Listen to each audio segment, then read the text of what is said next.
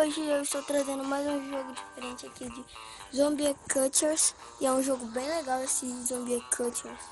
Vamos jogar. Clicando aqui e o jogo não é pesado. Eu só falo estou. Eu andei dando uns upgrades aqui básico. Ficou, né? Basicão. Vamos pegar os zumbis. Eles estão procurando, mas como eu não gosto que eles ficam procurando, eu vou gastar din-din para andar mais rápido. Pronto, vamos lá.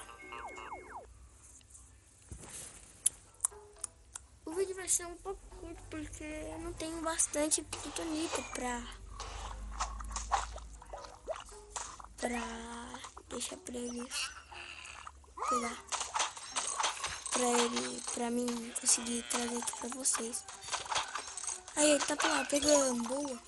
Esse jogo basicamente você é um alien que tem que pegar zumbi para fazer suco de zumbi e dar pros carinha, pra os carinha beber e você vai ganhar dinheiro.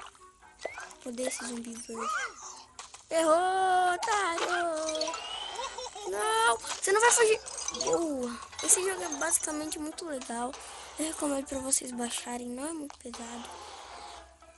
Pelo contrário, é muito leve e muito... Errou!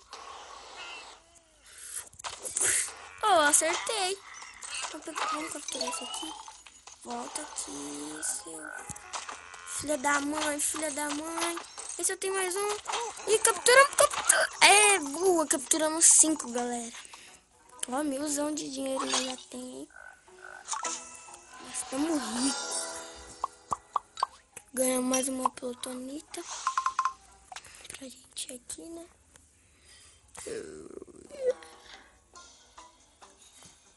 E aí, vamos ver o que dá pra gente. Se já dá pra gente comprar essa água aqui.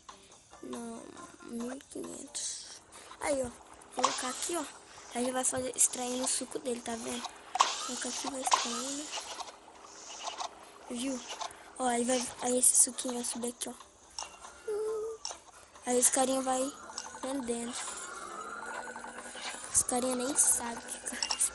Mas galera, o vídeo vai ficando por aqui. Espero que vocês tenham gostado do vídeo diferente desse jogo. E eu ia gravar